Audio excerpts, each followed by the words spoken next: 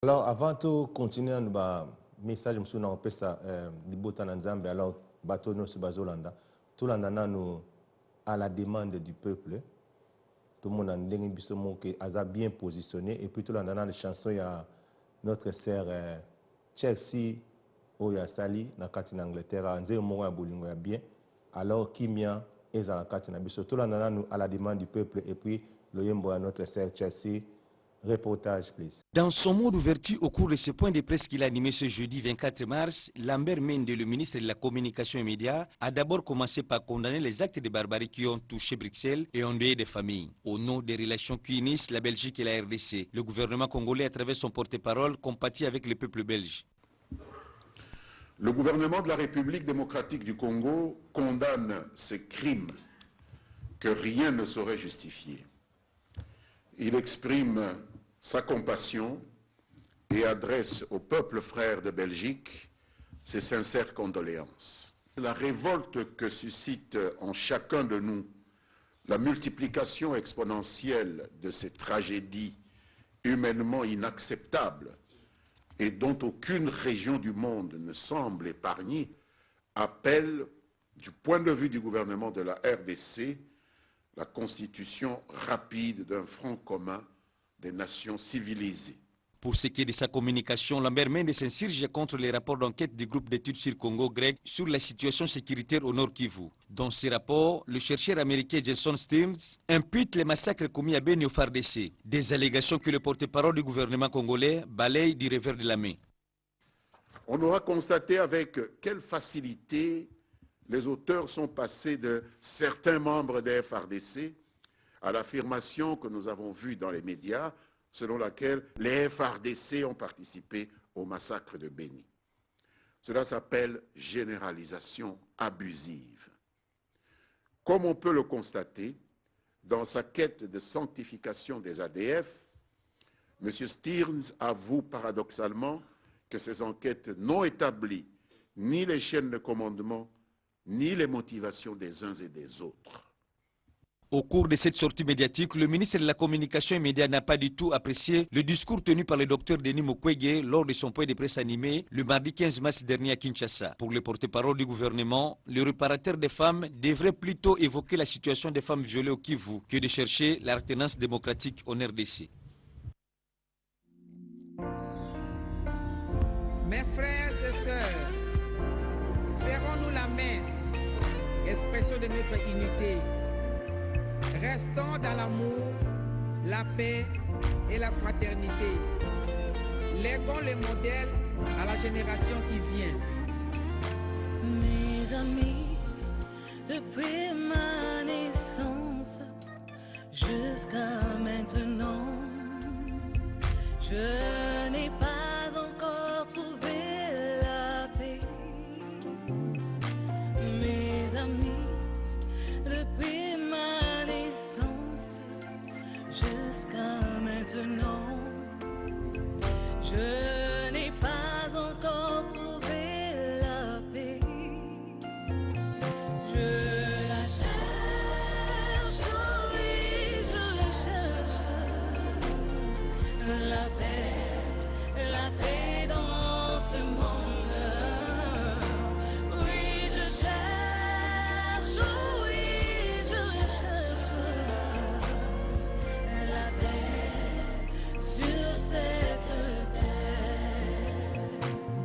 Je voudrais vous dire quelque chose, sachant partager l'amour entre nous.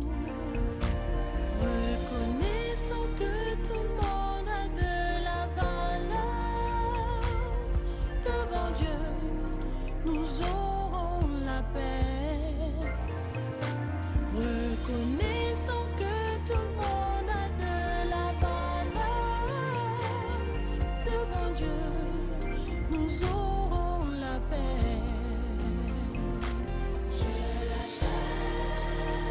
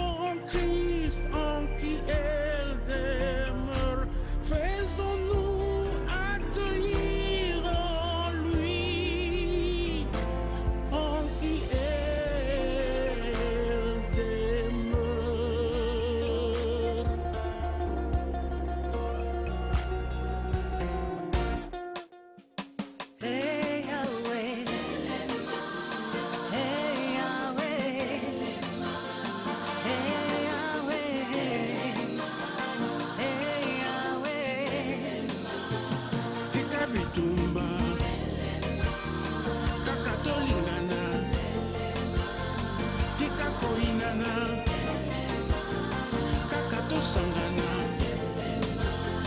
Nana Congo, Nana Afrique,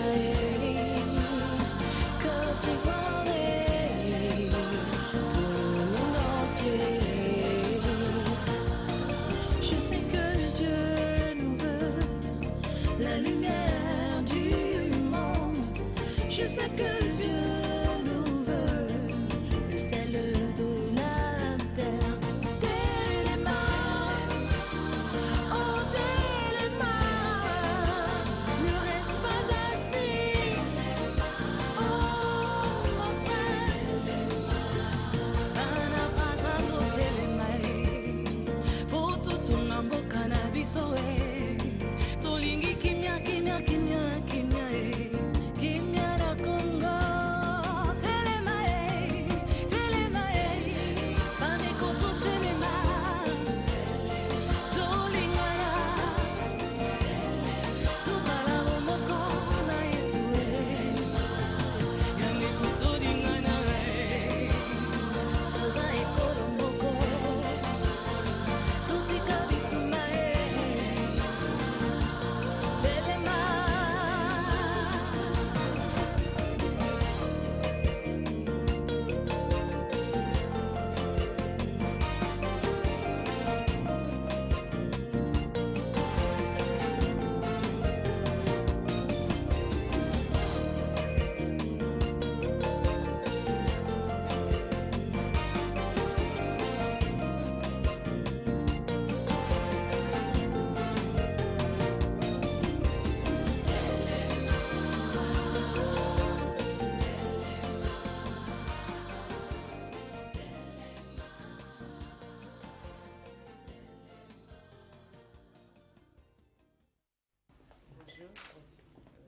Kinshasa, capitale de la République démocratique du Congo, va abriter dans quelques jours le 17e sommet du marché commun de l'Afrique de l'Est et de l'Afrique australe.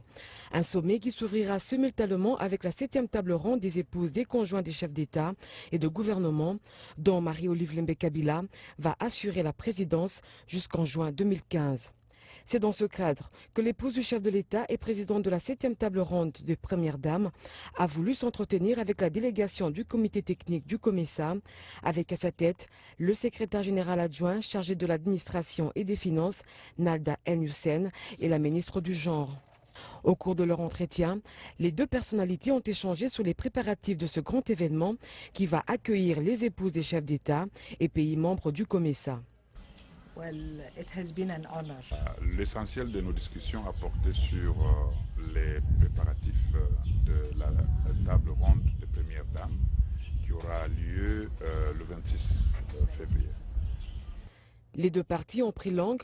Il ne reste plus que tout soit mis en place pour la réussite de la 7e table ronde des conjoints des chefs d'État et de gouvernement. Une photo de famille a immortalisé ce moment. Welcome back na Welcome TV, la chaîne de la référence. La majorité présidentielle est au contrôle des 21 nouvelles provinces. C'est pour cela que je confirme qu'à partir d'aujourd'hui, que le président Joseph Kabila Kabange, c'est notre chef de l'État. Dans quelques mois, nous allons tous au référendum, mais pour un nouveau mandat de notre président, le président Joseph Kabila Kabange, Azala Zalanaye. Bisoba Londres topesi président Joseph Kabila azala. Donc zangana bimisi kriwana Kabila zala. Le quoi naza mwana Londres, donc na koti pe bino nyoso na kati na Londres ba combattant ba tonyo surtout ba tout bazola na bisoba na Londres. Donc to lobi ke Kabila zala na yo. Alors les informations doivent continuer. Kinshasa le 26 mars 2016. L'actualité en République démocratique du Congo reste dominée par l'élection des gouverneurs dans 20 nouvelles provinces sur 21. C'est samedi 26 mars 2016, levée d'immunité des opposants Sami Badibanga, Moïndo Nzangi et Fabien Mouton.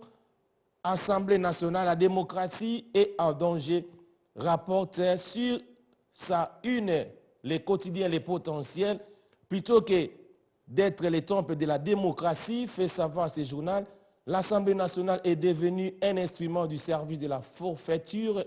Au centre de cet orchestre, Tuneste souligné, les confrères se dressent les speakers de la Chambre basse du Parlement, lesquels prennent de plus en plus la posture de quelqu'un qui a levé l'option de fragiliser, voire neutraliser tout ce qui se tente de tenir tête au plan machiavélique de la majorité présidentielle. Les potentiels l'accusent d'avoir choisi délibérément de livrer 3 députés de l'opposition au procureur général de la République, enlevant leur immunité. Pour ce journal, la démocratie est véritablement en danger. Élection des gouverneurs dans 20 nouvelles provinces, écrit le site web radio-okapi.net. À en croire ce site internet, l'élection des gouverneurs et vice-gouverneurs est prévue samedi 26 mars, donc aujourd'hui, dans 20 des 21 nouvelles provinces. Il n'y a pas de suspense dans des provinces telles que Kasaï central, Lomami et Sankourou, où un seul candidat gouverneur a été enregistré, indique-t-il.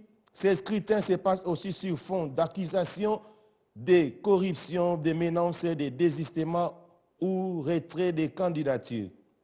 Toujours selon notre source, dans la province du Lualaba, les candidats Eugène Mbombe s'est désisté au profit de Richard Mouyenj, le commissaire spécial du gouverneur qui a été resté seul en lice. Au Maïndombe, le candidat indépendant François Kaniki a retiré lui aussi sa candidature. Il donnait ses dépressions qui auraient été exercées par les pouvoirs sur la compagnie d'aviation dont l'appareil devait les mener à Inongo pour battre campagne.